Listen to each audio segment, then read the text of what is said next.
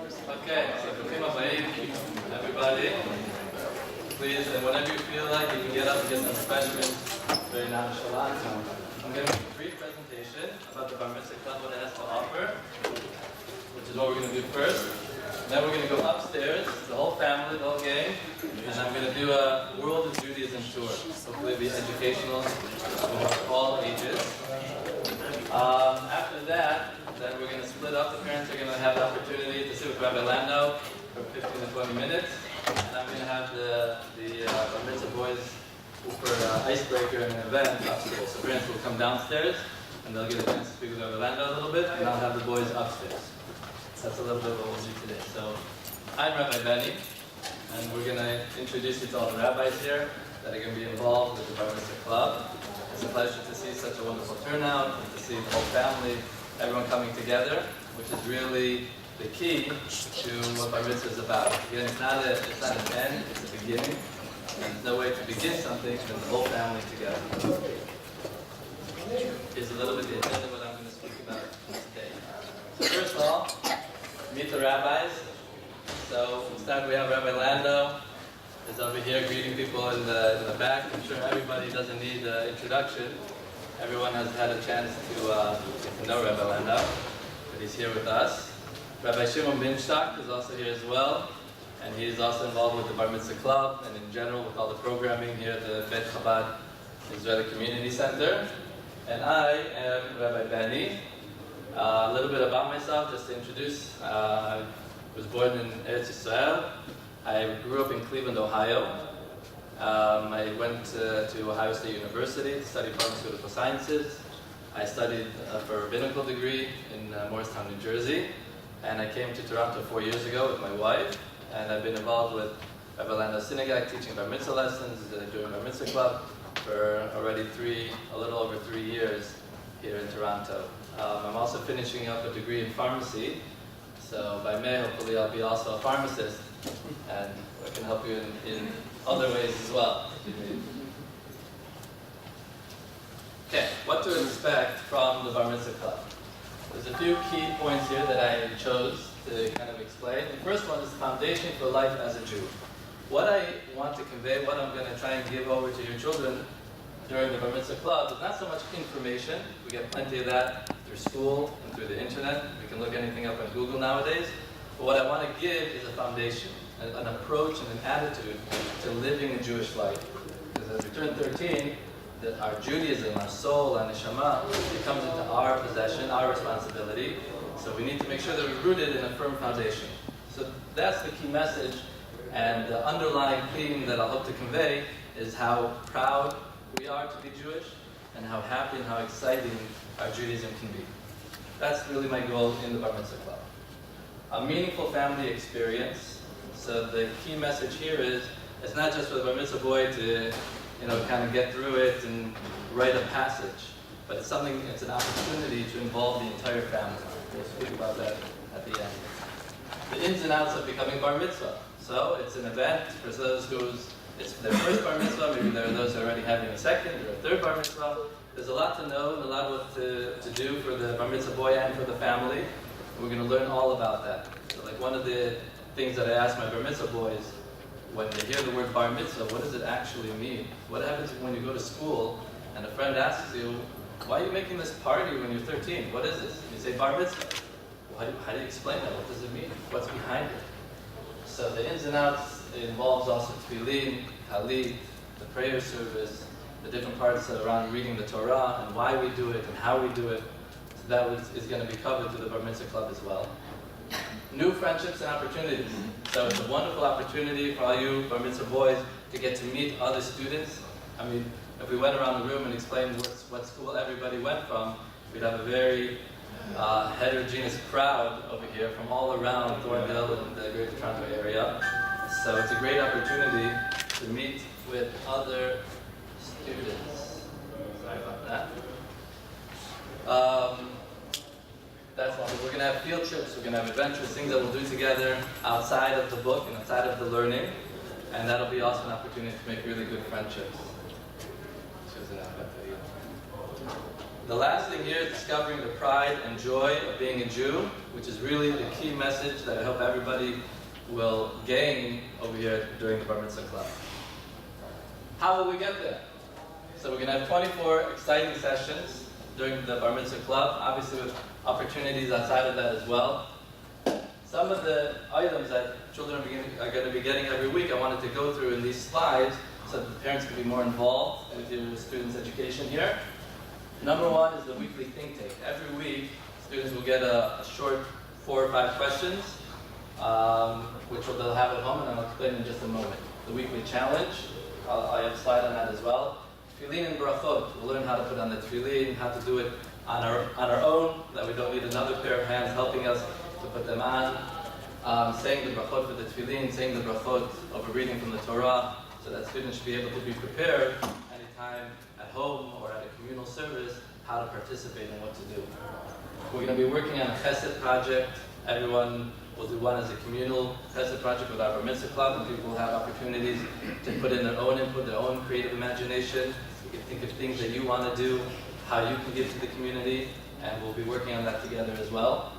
Arts and crafts, for those who enjoy arts and crafts, we'll have opportunities to get our hands involved into learning as well. We'll have field trips and adventures. And the key idea here is, from this quote, is that learning is multisensory. It's not enough just to read, or just to be lectured to, or just to do a homework assignment. We need to use all of our senses, our sight, our hearing, our hands, our feet, our hearts, and our brains.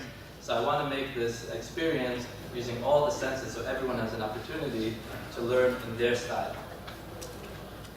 One of the cool things about our Mitzvah Club, you'll be getting shkalim. Not real shkalim, but point shkalim. And I had some examples over here, which I'll show you briefly. So with different assignments, with the homeworks and the different challenges and participation during the Bar Mitzvah Club, you get a chance to earn the shkalim, the points. And we're going to have throughout the Bar Mitzvah Club different times that you can do it for raffles, or you can trade it in. You can buy gift cards with them, and we'll have a lottery drawing from time to time as well. That you can get bigger prizes, and those shkalim, those are your points. So we'll be keeping track of those. You'll get an actual ticket, something that looks like a shekel to keep. So keep that in mind, Bar Mitzvah boys, as an incentive for your homework. The weekly think tank. And just as I go through the slides, these things are all in your binders already. So you have one already for this week, something that you can do at home. It's usually just a few brief questions, a review of sorts, or it could be somewhat of an assignment, something to think. It's pretty easy, so don't worry, it's just a way to get everyone to participate. Usually one question is something that you won't know the answer to, because I want you to look it up online. If anyone wants a hint where to find answers, you can go to chabadisraeli.com, and you might find some answers over there for some of the questions that I'll ask you. And usually one sentence is something creative, something to kind of open up your mind to start thinking about your life as a Jew. That's the weekly thinking. The weekly challenge is really fun. Every week, everyone will be given a challenge. And the way this will work is in your weekly challenge sheet, there'll be some instructions there and a barcode. So I'm hoping that everyone has someone in the family that has a smartphone. And if you haven't used it before, you can download a barcode scanner. It's free. There's many of them. And what you'll do is with your smartphone, you can scan the barcode on the weekly challenge page, and it'll automatically send you to a video where the weekly challenge will be explained in a fun way, maybe embarrassing way for me. But you'll get every week a new video explaining the weekly challenge. So that's the weekly challenge. Okay. So in general, every Sunday, today we started at 10. In general, we'll be starting at 9 a.m. We have a prayer service going on in the main synagogue. So 9 a.m. it's really encouraged that the father should come with the child. For the first 15 minutes is an opportunity to join into the minyan, to put on tefillin together, to say amen to some of the blessings in the synagogue. And then at 9:15, I'll be taking the Bar Mitzvah boys as a group upstairs, where we're going to have our event after this. Where the Bar Mitzvah Club session will begin. And parents are invited to stay here for the minyan. There's a breakfast and a shiur after that as well. And then you can pick up your children at 10:30. So the Bar Mitzvah session will run, the first 45 minutes is usually a very involved activity. Again, something that's really fun, exciting, that uses different senses. You'll be out of your chairs a lot, so don't worry, not too much writing. At 10 o'clock, we'll have a discussion and projects. Usually we'll watch a video, we'll have a little discussion or a play or a skit, something to get everybody involved, and a snack as well. 10:15, sports with Rabbi Benny, my favorite time of the day. I hope it's yours as well. So if you don't have a good career in basketball, maybe I'll challenge some of you guys. And that's various locations depending on what sport we're going to play. So 10:30 is when the Bar Mitzvah Club will be over and pickup will be right outside. What do you have to bring each week? So your Bar Mitzvah Club binder, which is a binder that everybody has here. And if someone's missing one, please let me know and I'll supply you with one. Each week you'll be getting more papers, the weekly challenge, the weekly think tank, things to add to your binder. So make sure you keep that with you and you bring it with you each week. Tefillin and talit, so if you have it, good. If not, we can speak with the office to get the talit. For those who are going to be wearing talit and tefillin for all of the boys. And each week we'll dedicate time to learning how to put on the tefillin on our own and all the different processes involved with that. Materials. So some weeks, depending what the weekly challenges in this week, you might have to bring in something from home next Sunday. So that you'll keep up to date. Sometimes you'll have to bring in some things from the house. And the most important is a positive attitude. This is fun. It's not your Sunday school that maybe your grandparents told you about. And let's be positive and we'll work together and it'll be a really great experience. Some field trips and adventures. So we have from across the board, we're going to be, for example, the Holocaust Museum. In a week from today, we're going to be having a session on what's inside a Torah and how to write inside of a Torah. Everyone will have an opportunity to write their own name on a cloth, on a real parchment, to see the workings of the writing, the safrut. Before Cholim, we're going to be involved with visiting the sick. And I think maybe Skies on the True North Climbing caught some attention here from the younger generation. So we'll have some good activities to do together. And No Frills is there for our ultimate kosher shopping spree, which we'll have later on. Chesed project, we'll get more information about that as it comes out.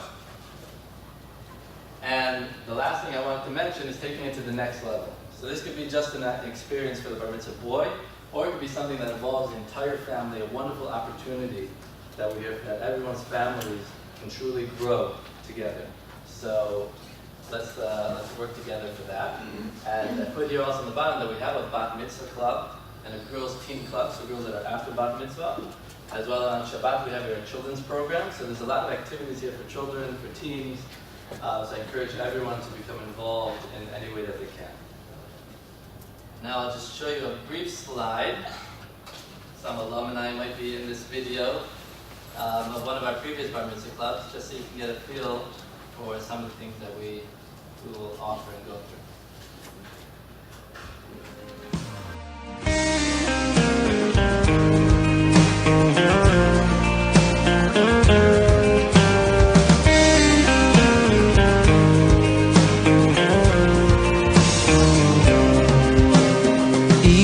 לפני שעה קלה היינו רחוקים, עכשיו יש הקלה גדולה, בוכים וצוחקים, כי זה חיבור של נשמות, זה קשר אמיתי, ותחושות טובות חמות מלוות אותי. כמה טוב שנפגשנו, מה אני בלעדיכם, יחד התרגשנו, כל זה בשבילכם. כמה טוב שנפגשנו, כאן פנים אל פנים.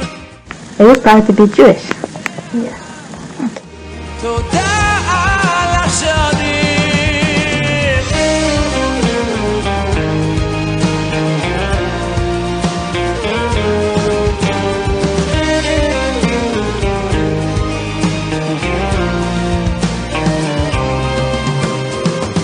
אתם איתי בכל מצב, מלווים אותי, מביט באור לבכם עכשיו, אור שהולך איתי, כי אתם נותנים לי כוח לתת לכם שמחה, את לבכם אליי לפתוח, לרווחה.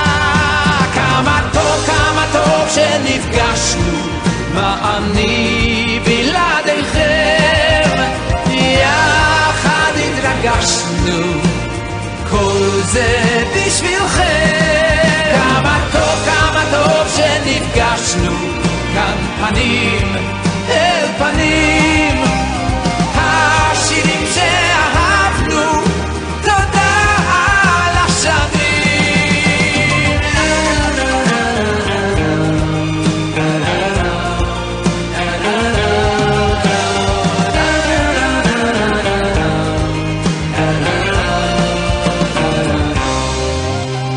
רגע לפני שנפרדים, אוספים את השירים.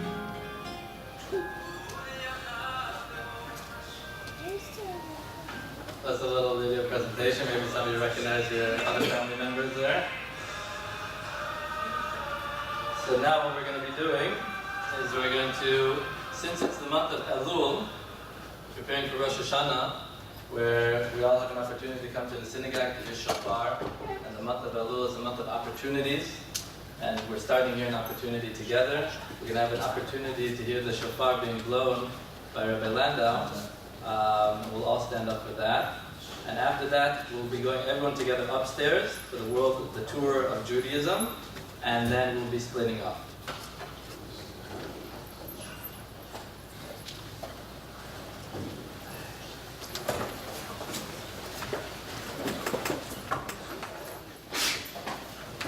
I don't think anybody needs the following reminder, but this is not instead of Rosh Hashanah. It's just an appetizer, but the mitzvah is on Rosh Hashanah, which will be in 2 weeks. If you don't know, if you need, we have a calendar you can take, and you'll see the schedule.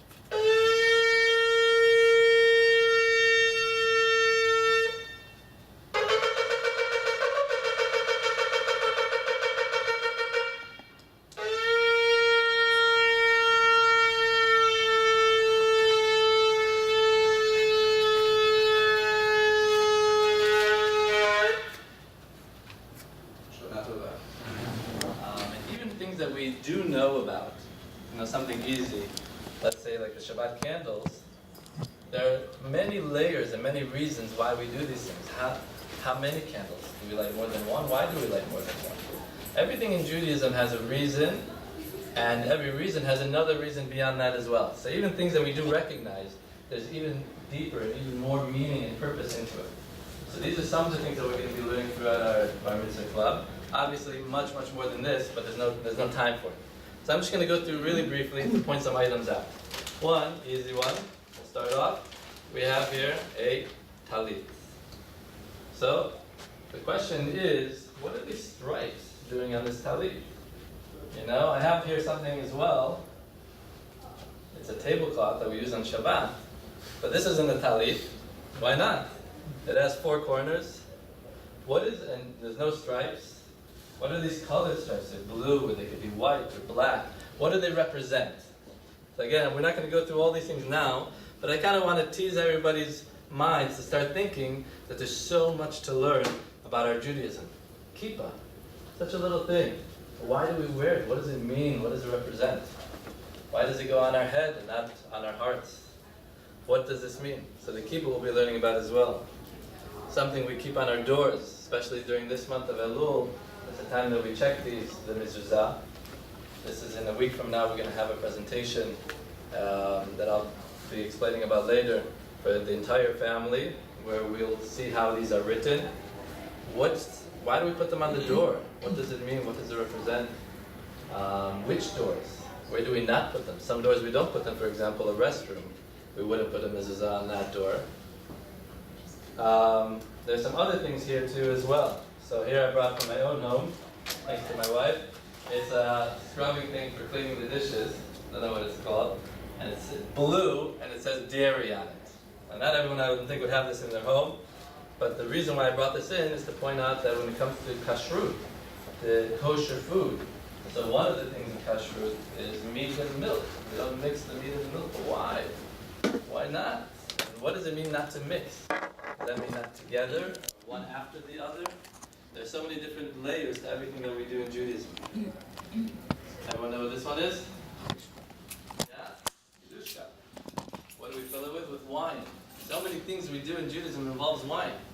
What does wine represent, and why the Kedushka? This over here is something that maybe we have seen, maybe we haven't seen. Does anyone know what this one is?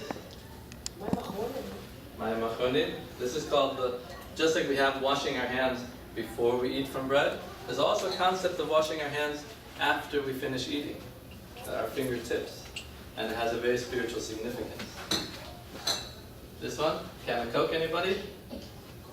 What do you say? Those who already recognize the classic pushka. It's not a can of Coke, that's right. It's a pushka or kupat tzedakah, a charity box. We're going to have a class all about charity. There are 8 different ways that are explained of giving charity. And we're going to have a discussion, we're going to have a play. We're going to try and figure out what are the different ways that we can give charity, even as a 12-year-old, as a 13-year-old, and we can do it on a daily basis. So this is one concept as well. The Shabbat candles. We have here something. Anyone recognize it? What holiday? Seder bread for Passover. There's different ones, different styles. When it comes to each one of the Chagim, we're going to approach Rosh Hashanah, Yom Kippur, Sukkot, Hanukkah, Pesach, all of the Chagim, we're going to be learning about those Chagim and getting ready for them. What's the meaning? Like, what are all these items that we keep in the Seder plate, and why do we have those? Even Rosh Hashanah, we're going to be learning about the different types of foods that we eat, and why those foods specifically. Now, this is a tough one. Does anyone know what this one is? Hat. That's good. And what's the connection to Judaism? This one doesn't have a connection. It's just a silly hat that I like to wear. This is my cowboy hat. So just to get everybody on that. We have here something for the challah. Anyone know what this one is? See it? Something that you can cover your challah with. So why do we cover the challah? What is going on? It's so strange. Some people will say that it shouldn't be embarrassed that we're making kiddush on the wine. But since when does bread become embarrassed? Cover it. There's really interesting messages in everything that we do. Why to cover it? Why do we cover that? This is from one of our previous Bar Mitzvah clubs. I brought it in because Bar Mitzvah club is also part of the world of Judaism. We're going to get, hopefully this year, we'll see maybe shirts or maybe hats. We'll work together with Rabbi Shimon to get you guys something cool to wear involved in the Bar Mitzvah club. Okay, now one of my favorites. Anyone know what this is? Doctor! A doctor, that's right. Who knows the real word for this? Stethoscope. Stethoscope, that's right. Not just doctors use it, nurses use it. So my wife is a nurse, so this is her stethoscope. You can tell about the color. What could this have to do with being Jewish? Anyone want to think of an idea? Any of the Bar Mitzvah boys out there? Every Jew wants to be a doctor. Every Jew wants to be a doctor, then I have to bring in law books too for the lawyers. So yeah, what is that? What's the deal with Jews and doctors? So you know, it's actually a verse in the Torah. V'rapo yirapeh. Hashem, God says that a doctor gives a doctor the ability to heal people. It's a very Jewish profession because we're into chesed, we're into giving, and we're into healing people. It's a very holy thing that we care not just for the neshama, but for the body as well. And another reason why I bring it in as well is because in our profession, whatever our profession is, doctors or lawyers or whatever it may be, we can bring our Judaism to the profession as well. So it's not that we have our Judaism just in the synagogue and our profession is our profession, but we can turn our profession, whatever we do, into a Jewish one. This one, everyone know? It's coming up not too long from now. Hanukkah. Yeah, we're going to learn, when it comes to Hanukkah, how many lights are there over here? 7 or 8? 8. But does anyone know that the real menorah in the Beit HaMikdash in the temple has 7? Why? What's the difference, 7 and 8? Shouldn't we also have 7? Why do we have 8? Oil. So here we'll get different thoughts. What does oil have to do with Hanukkah? What do you say? Candles. What else? No one's getting it? What am I thinking? I'm not thinking candles. I'm thinking latkes, suganiyot. That's what I'm thinking. So olive oil, yeah, oil is a very Jewish thing if you really think about it. Some people even light every week the Shabbat candles with oil, olive oil. There's a special blessing on olives, just on olives, that other fruits don't get, because it's one of the fruits of Eretz Yisrael. So even something like oil has Jewish significance. This one, for the Bar Mitzvah boys, maybe anyone seen this? You'll get to know it, some of you soon. This is a yad. We can use it when we're reading from the Torah. It's pretty big, it's easy to lose your place. We can use this to follow along in the Torah as we read. And if you notice the finger, it's hard to see, but the finger is actually bent. You see that? It's not pointing straight, it's bent. Does anyone know why it would be bent? Because you're reading, it's easier to read. That's a very practical reason, yes. And there's another reason too. Did anyone's parents teach them not to point at people? So did you know that's actually a Jewish concept, that we don't point? Even when we're looking in the Torah, the finger is bent, we don't point at something. We don't single something or someone out. This right here, this is not my hat. This is a hat for something very holy and very special. This is called a Keter Torah. This is a crown that we place on the Torah. Why do we place a crown on the Torah? Why does the Torah get a crown? Who usually gets crowns? Who gets a crown in the world?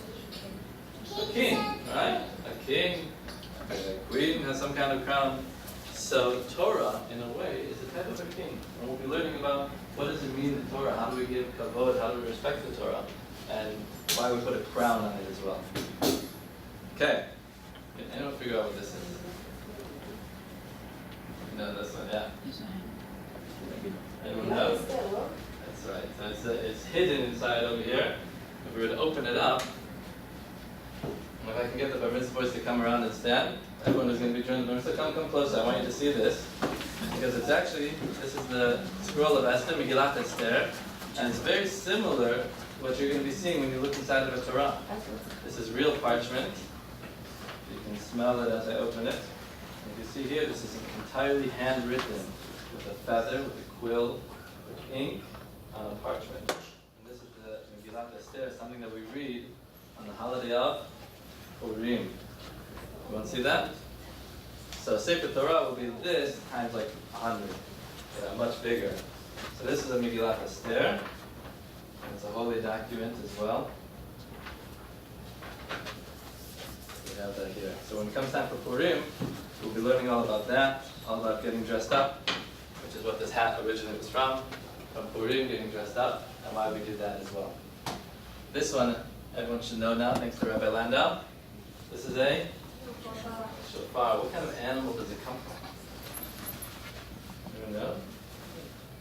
Did you know it comes from an animal? Okay, good. I hope I didn't spoil it for anyone then. So this comes, there's different kinds of animals that it can come from, and the way that it grows on their heads is actually a horn that comes this way. That's the outside. It's hollowed out and it's cut, and this is a shofar that we blow on Rosh Hashanah. And why do we blow the shofar on Rosh Hashanah? Right? I mean, why not a trumpet? You don't think a trumpet would sound better? Anyone play an instrument? Yeah? Trumpet? Yeah? So we blow a trumpet. You'd be a good shofar blower probably. So we're going to learn, next week is our class all about Rosh Hashanah. We're going to learn about the shofar that we're going to hear on Rosh Hashanah and on Yom Kippur. What does it mean and what is it supposed to do? How do we blow it? Over here is a cup for washing our hands. Everyone stay over here, that's perfect. I'm just going to come around. Okay, we picked up with this torn up book is.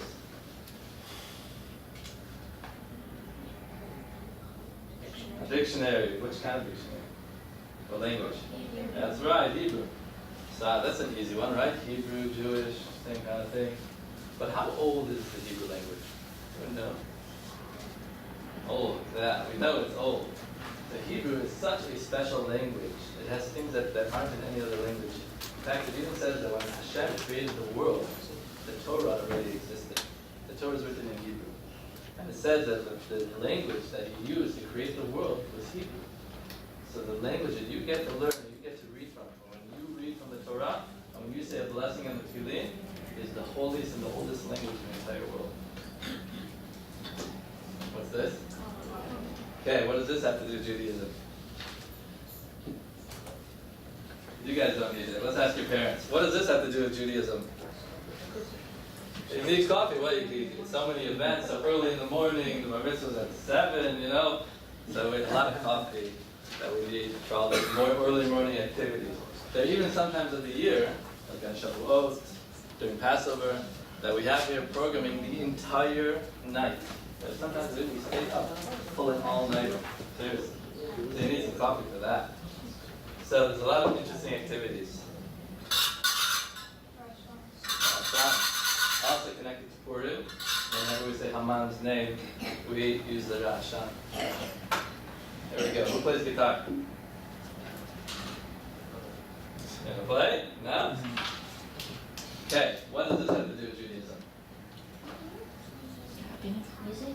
Music, good. But what does music have to do with Judaism? You're on the right track.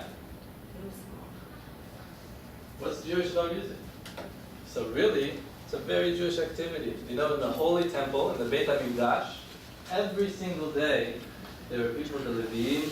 Anybody here will see if they're Levi. And they used to play all different kinds of instruments. Tons of trumpets, harps, you name it. And they used to make songs all day long. They were musicians. It's a very Jewish activity. Not only that, each day had a different song for that day. So today's Sunday, there's a special day for Sunday. Every time somebody would come into the Beit HaMikdash, they would even sing a song, they would make a song specifically for that person. So imagine just walking and having your own soundtrack around you as you go. So music is a very Jewish thing. Anybody recognize this? Picture over here? Wedding. Yeah, do we have here Shvachat Halperin? Do you recognize this? What is it? Chatuna, Shel? We have here a wedding picture here of the Halperins with Rabbi Landau by the Chatuna. Do you guys see it? So by a wedding, there's so many rich, beautiful things that we do. There's a chuppah, the thing over the bride and the groom. The bride circles the groom 7 times. There's a lot of really interesting Jewish activities that go on by a wedding. There's so much to learn about Jewish functions and Jewish events. Okay. If anybody here knows what this is, I'd be scared. Yeah, let's hear it. That's right. Very good. You went to a few weddings, didn't you? This is called a ketubah. It's a wedding document between the bride and the groom. The reason why I brought this here was one, to show this is part of the wedding ritual, wedding ceremony, and to remind all those parents out there, if you don't have your ketubah or you lost it, it's always an opportunity to speak with Rabbi Landa. You can get your ketubah and have it in your house. Important thing to have. Over the years, you know, it's something that you could lose. Don't tell me American flag. I don't know why it's red, white, and blue. So that's what it came out. Anyone know what this kind of candle is? Yeah? What's it for? Havdalah. That's right, the Havdalah candle. So when Shabbat ends, we do a ceremony where we light this candle, we make a blessing on it. And you can see here how many wicks there are. I see 1, 2, 3, 4, 5, 6. We've even had an event before you can make your own Havdalah candle. Why is this kind of candle? Why can't we just make it on a regular candle and make a blessing? Why so many wicks that are joined together? And I've seen some that are massive, that are huge. We're going to be learning all about that. Since we're speaking about fire, I'll bring this as well. What does this have to do with Judaism? Anyone know what this is? Yeah? You can't get rid of mosquitoes. Put it outside your house when you have a party. What else? We're going to have a class. We're going to learn all about the neshama. What is it? Shida. The soul, huh? What is it? Shida. A fire flame. This one actually makes a red flame. Once upon a time. When we learn about the neshama, our soul that we have inside of us, we're going to have a class about that. We're going to learn how the neshama, the soul, we can learn about it by looking at fire, looking at a candle. And we're going to look at a whole bunch of different kinds of fire and learn about what it means our soul, why our soul is compared to a flame. And if you think about it, think how many Jewish things we do that have a candle, that have a flame in it. Isn't that interesting? Somebody thinks we light a candle. Even when someone passes away, we light a candle. Why? What does lighting a candle do? So when we learn about what it means a soul, we'll be learning about that as well. Okay, we have here another item. In the Havdalah ceremony, after Shabbat, we smell bisamim. And this is a bisamim holder that I have. And I have in it some kind of spice. Anyone know what this is? Can pass them around? Yeah. Take some and see if it smells. You can crush it a little bit. Anyone recognize that smell? If you take some, pass it around. If you crush it with your finger, you'll smell it a little bit more. So what we have in here is actually hadassim, something that we use on Sukkot. On Sukkot we have 4 types of species of ulam, netrog, alavot, willows, and hadassim. In English it's called a myrtle branch. It has a beautiful smell, and this is actually from my hadassim from last Sukkot. And I can show you, if anyone wants to know a secret how to keep the smell good, I can show you. And we smell this on Motzei Shabbat. And that also has a reason why we smell it and we make a blessing on it. So as we're finishing up here, anybody know what this has to do with Judaism? Kosher candy. So whoever wants, you can take and pass it around. Uh-huh. Oh, very good. That's right. We throw candy on the children at a bar mitzvah. Why do we throw candy? Anybody know? Because The last time you can hit them. the last time you can hit them with candy. So at least it's sweet, right? At least it should be sweet. Yeah, however, if anyone else wants to do the younger crowd, that's true. So we actually are going to learn about that. We're going to learn about that as well, why we throw candy at a bar mitzvah. We'll learn that as well. If anyone didn't get this, more over here. Okay, here is something. Anybody remember this? I hope not. Maybe the parents will remember it. That's right. This is something that is involved in the Jewish circumcision of Brit Milah. This is a pillow that we carry the baby on. And downstairs we have a beautiful, what's called a Kisei Eliyahu. And one of the sessions we're going to have a tour of the Beit HaKnesset, the synagogue. Each item in the synagogue has a reason and has a purpose, why it's there. Where we read the Torah from, where the Torah is kept. The chairs that are there in the synagogue as well, the Ner Tamid. We're going to learn about what the synagogue represents and all the pieces to it as well. Now the last thing I want everyone to see, come a little around here. We're going to be learning all about the Torah. And when I say Torah, many people might be thinking just the thing that we have downstairs that we carry like this, right? The 5 books of Moses, as we call it. So Torah is really much, much more than that. That's what's called the written Torah. That's what God gave to us, to the Jewish people, on Mount Sinai. Not Mount Sinai Hospital. The Mount Sinai in Israel. So here's an example of a Chumash. We're going to be getting to know it. We're going to have some games with it. Finding different things. Finding your way around the written law, the written Torah. But together with that, on Har Sinai, it wasn't just the Torah that we have downstairs in the Ark. What we got with that as well is something called the oral Torah, the Torah Sheba'al Peh. And we're going to be learning all about that. The Torah Sheba'al Peh, how it went through the different generations, and how that results in us, in all the customs and all the mitzvot that we keep today. So just really briefly, what I wanted to show you here, we have something from the Torah as well, Tehillim, King David. Right? We learn about King David. We're going to be learning about him. He wrote a few books. One of them is Tehillim. That got in most of the Siddur that we use our prayer book is actually coming from King David from almost 3,000 years ago. That makes up our prayers that we say every day. Later on, I'm just showing you very briefly because we're going to have a whole class on this. We have something called the Mishnah, the Mishnayot, and throughout the generations, our sages, our rabbis, there was a whole system of how to learn and how to find how to live as a Jew in the Torah. Meaning everything we do, from the car we drive to the work that we do, to what we wear and how we speak and how we sleep and how we eat, it says something about it in the Torah, whether it be the written or in the oral Torah. Here's something called the Talmud. Let me show you one of these pages. Everyone see that print? How long do you think it would take you to read that page? Wow, yeah? Small print. So this is actually only side 1. Here's side 2. So this is part of something called the Talmud, which is written 2,000 years ago, compiled. If someone were to learn this page, both sides, all right, A and B, every single day, so you took out time every day to learn one of these, it would take you 7 years to finish just this set of books, the Talmud. This is only one of them. There are many more. So that's the Talmud, also speaking all about Jewish law and life and different life lessons.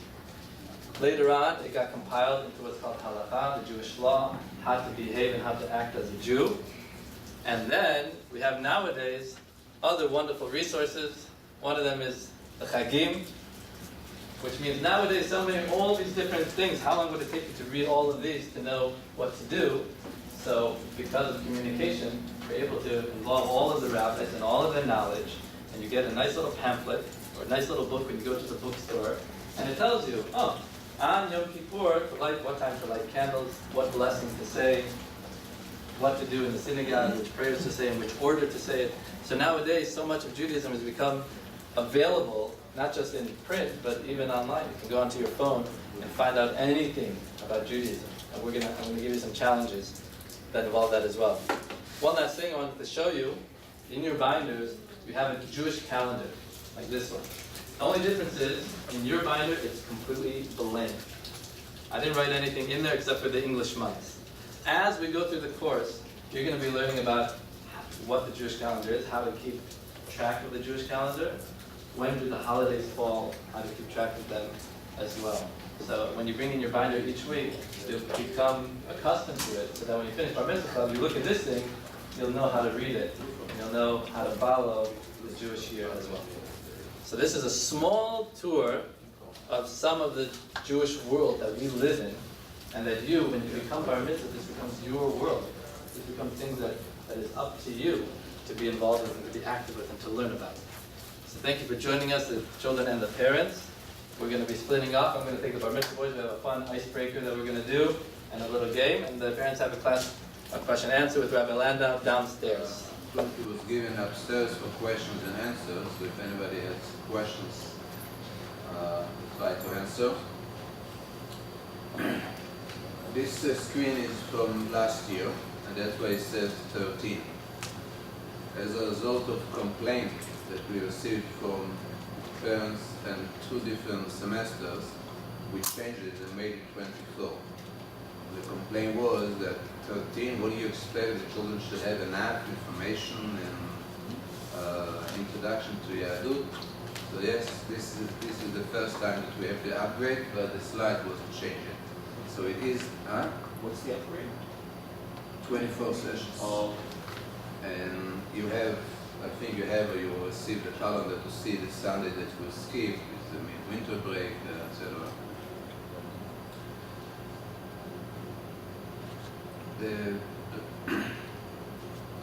Maybe I'll open with a question.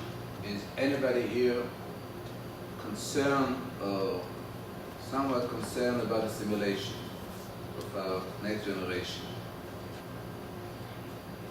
Do we want to do our best they should marry within the Jewish people? I believe we know the answer. This is not an easy task, and it's never too early. So this Bar Mitzvah course is basically a step in this direction, because preventive medicine is the best. Unfortunately, if someone is not well, we have to do what we have to do, but preventing is the right way. It's very hard to expect from children to do their major decision for life based on their parents' belief and the parents' culture and their wishes. The children, in order to identify that that's what we are, yes, many parents feel I told them every time that's how we started the day. Good morning, you're going to marry only Jewish. It's very nice, and it shows that how important it is for the parents. But nevertheless, to expect that a son or a daughter should make a decision because of that, because it's important for my parents, it's not always the case. So what we want to do, parents want to do, and we are here to help, they should have some Zehut Yehudi. They identify themselves as a Jew, and that cannot work without understanding what is it. It might be easier for someone who is committed to live a religious lifestyle, because there is a very clear box, what you do every day and what you don't. So things are maybe automatically.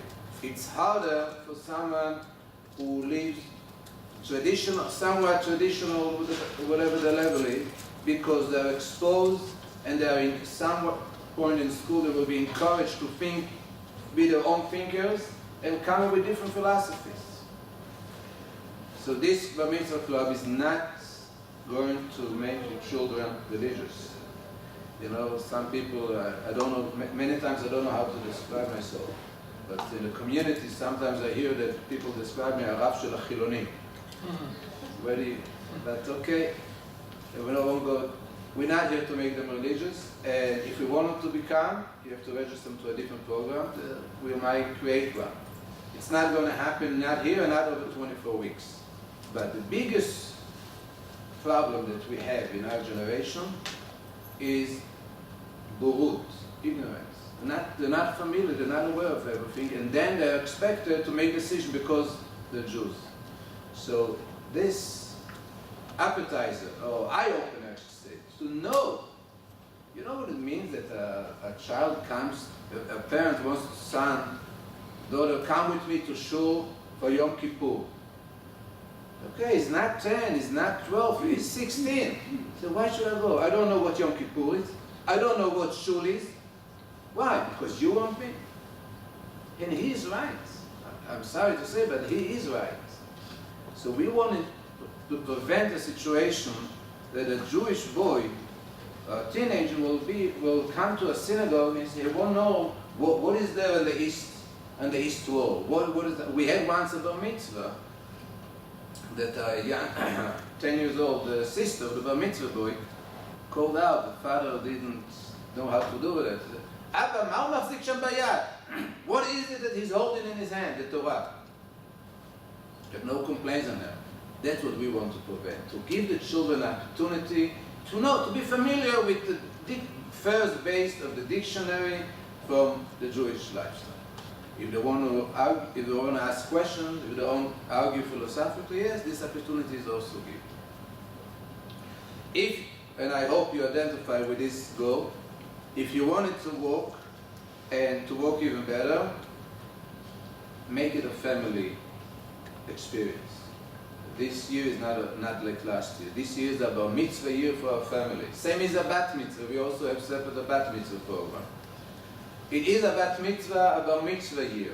So this year we learn more. So we make kiddush. Maybe we'll elaborate more. What is kiddush? What he learned in a club, or what we will look up on Google, or when we come to participate in a class and hear. Make it a year of upgrade to be familiar with Yahadut. For that reason, you saw on the schedule that every Sunday you start, and we really encourage the father should come with the son. We saw it over the years. It makes a huge difference if it's dropping off the son, go to your bar mitzvah, or it's going with you. And I don't have to elaborate. You understand that the message is very clear. So the first 15 minutes, they'll be sitting here where service Tfilat Shacharit is taking place. Will never happen with these boys that someone will tell them the Chazan in the synagogue, and they will ask, what is a Chazan? Will never happen, because for a few months, he saw 10 minutes. There is a Chazan, and he's facing east, and there is a prayer. Amen. So he'll hear amen. We're not going to force anybody to do, but they will be introduced to the place and to the environment. So come with your son. You will see that you will have opportunities to teach him as well. And I saw this morning, and I realized how important it is. A father we start at 10, but some of you, or at least one, came earlier. And a father left the shul, left the room, in the end of services, and as very important in the Sephardic communities is very emphasized, very important, when you walk out of shul, to walk backwards, not to show the back. It's not a halacha, it's not a mass, but this is as a respect. And I see from far, as Mr. Sadiklar tells his son, you don't walk out like this, you turn around. I said to myself, that's exactly the reason that we make the program start 10 minutes in shul. I would never have the opportunity to teach the children such a concept, but a father will. How to hold this you do? It's a Hebrew book, maybe he is not familiar, etc. So there's unlimited examples that I can show. It is powerful to be with your son and make it a year of exposure, a higher level of exposure for Yadus.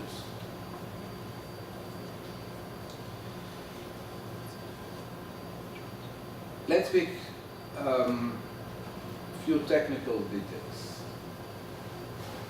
Some of you remember that we met, and some either we didn't meet or I don't remember.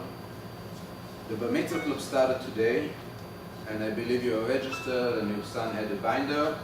But if the Bar Mitzvah takes place here in this shul, or you plan in the private tutoring also, so we must know about it.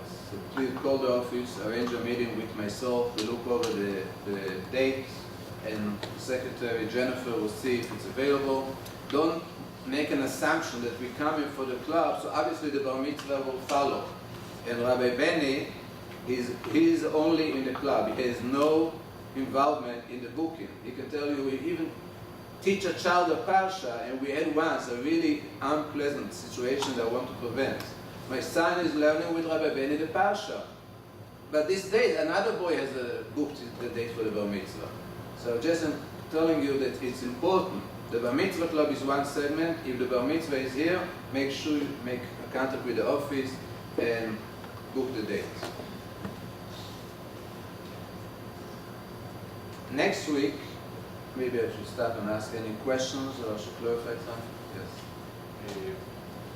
זה רק ילד אחד, it's only one kid per parasha, per week, like per day that you do? Yeah, it's not, theoretically you have 3 aliyot every time, every Monday and Thursday we take out the Torah. So theoretically you can have 1 aliyah for one boy. 7, 9.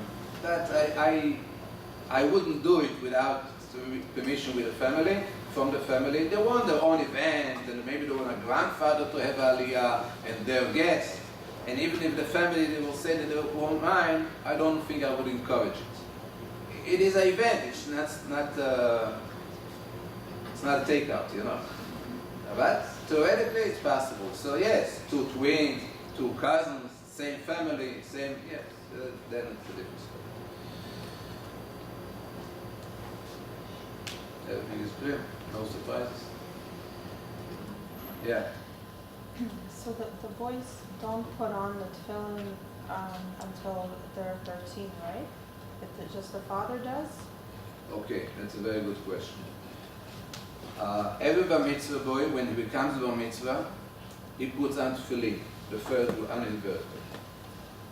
One of the things that he gets to his possession when he becomes bar mitzvah is his own pair of tefillin. When you get married, you get a ring. When you become bar mitzvah, you get tefillin.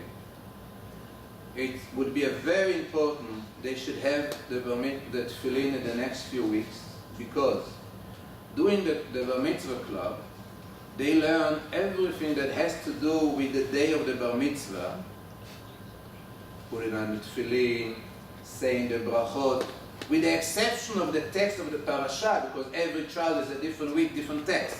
But the rest, which is everybody is the same, they will be practicing every week. So part of it is how to use the tefillin. Once they will be a little bit familiar, so even here in the first 10 minutes, when the father will do it, we'll get, maybe the son will do it with. But this will be later in the club. So if you didn't know the tefillin yet, I encourage you to do it. You can be in touch with our office. I don't recommend to go to a store, not here and not in Israel, to buy tefillin before speak to us. And unfortunately, it's embarrassing to say, but it's so many non-kosher tefillin. Even Arabs are using the opportunity to create fake tefillin. And no one knows because you don't look on the inside. When you buy silver, you know to look for the stamp 925. Yep. When you buy tefillin, you don't know. But everybody knows that it's expensive. This is a perfect opportunity. Get a lot of money, and the customer has no idea how to recognize. So the one person in the store is a very honest person, but he sells what they sold him. So we can order for you. We can guide you where we get it. You buy it from the source. We'll help you with that. So it's important. A talit is not a must. You can use a talit from the shul if you want, but most people want to give the child his own talit as well. So you're welcome to do so. So I just wanted to clarify. So when they're in shul for the shacharit, the boys put the tefillin on before they turn 13? They can practice. As a practice, yeah. Okay. Maybe 1 week only the hand, part of it, yeah. But this will be after they practice in the club.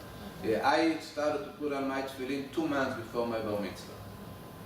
And according to this Chabad, they need to start half year before. But again, this is a practice, but there's no point that a child should put on tefillin if he didn't learn how to. If he don't do it right, he didn't do it. So you can use basically the father tefillin until we get one, or Until he gets? Yeah.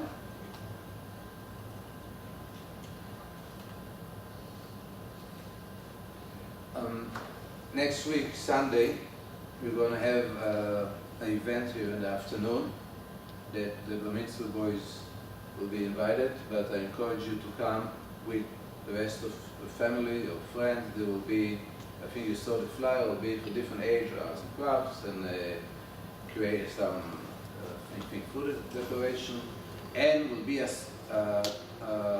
session that the children will see how cloth parchment is created and how the sofer writes. It's something I as a child didn't have the opportunity to see. But today, everything is presented in such a beautiful way that even the older children can take a piece of parchment and write their name like a sofer writes. So look up your calendar, but we need to order the parchment and all the supplies. So please register. You can register online. You'll get a flyer before you leave. A week after is Rosh Hashanah. I encourage you, look around where you live, a shul that is walking distance, and make sure that the children hear the family hear the shofar on Rosh Hashanah. It is a mitzvah. That's what Rosh Hashanah is all about. If someone missed the apple and honey, he didn't miss Rosh Hashanah. But if someone missed the shofar, he did miss Rosh Hashanah. 2 days of Rosh Hashanah. That's reason number 1. Reason number 2, it would be very important that you know what the children are learning and show them that it's important for you as well. Or show them that you know. You learn about the shofar? Yes, we will go to hear the shofar. They learn about the talit? Show them, yes, I know. I remember I saw my father, I remember in my bar mitzvah, I had show them this is a part of your own life as well. In some areas you can only show that you know, in some areas you choose to show by actually we're going to do it. Follow, be involved, and hopefully during the club we'll invite you once or twice to have a session of father and son. If you didn't receive yet, we can have a calendar. We have here enough calendars and a magazine, Chagim, for keeping the holidays and traditions step by step. Myself and Rabbi Shimon are here to answer questions now, to help during the process. And Benny, I don't think you need us because Rabbi Benny really had a success until now, unbelievable success. Children connect with him, and many children keep in touch with him as a friend 2 years after the bar mitzvah. So I'm sure your sons will have a positive and fun experience. And we're looking forward to build the next generation of Jews will be proud of their being part of Am Yisrael. We wish you all Mazal Tov, and yes. Just quick question. Is it possible at all to make it a touch later, like 9:30 or 10? Yeah, so the reason for the time, basically we asked around people, but what we felt that people wanted, we have one son who's the Bar Mitzvah, we have other members of the family. By having it only, we allow it to have a Sunday with the rest of the family. Yes, we thought make it 11 o'clock, but parents said no, then there's no Sunday. Everybody is not happy because the older boy or the younger boy. But I think I will give you back the challenge if you speak to all the parents and they will say I want it later, but we tried and it didn't work. Why don't you take a vote? We did it in time of registration. But you know, maybe it's another opportunity Saturday night to remind them it's a Bar Mitzvah, you go to sleep early or not. So they learn in order, you have to invest in order to... It's also connected to the Shacharit, which starts at 9 o'clock. So it's kind of, you know, But it's a huge difference. You can imagine if the son comes home before 11 o'clock or he comes up 12:30. It's a huge difference in our house. So that's what effort is something that has the message also. You have to invest. You cannot have something late Saturday night. Why? Because it's a big Bar Mitzvah year. So the Bar Mitzvah year has engraved. It becomes a part of it. Rabbi, you mentioned last year was 13 classes. How long were these classes before? They were an hour and a half, or they were The long? same. The same. Same. Just the curriculum. It was one less street, one less subject, etc. Yeah. I always tell people that I don't know if maybe I'm dressed like, I'm not a policeman, but we are flashlights. We're not here to tell anybody what to do. Definitely we don't know how to force anybody. But we have a flashlight to show the aisle, and those who want to choose and walk this aisle, we are happy to help. So everything that I said is what I feel. I believe many of you feel the same, but we offer and we don't force anything. Obviously the children have to come, the curriculum, a child that will miss one time happens, but it's really not recommended. So if you want to use the flashlight in other areas in your life, or in planning the party and the celebration, yes, sometimes the parents ask us and we help the son with preparing the Bar Mitzvah speech, and have a part of it, something, a message from the parasha, etc. Or if you want, one of us should come to the party to speak, whatever, we are happy to help. And again, we're available as a flashlight. I wish you all nachat. It's just a question. So, if let's say my husband cannot make it on 9 o'clock because he's praying, Yeah. so shall I bring my son 9:15, or He should come. He will feel better to be Yeah, a part of his it. father will not be there. So, Rabbi Benny will be there. Yeah. Not a problem. He won't feel strange. He will feel strange coming late. He will be like, yeah, he should come late. So, Mazal Tov, lot of nachat, and Shana Tova, לנו, למדינת ישראל ולכל עם ישראל. Amen.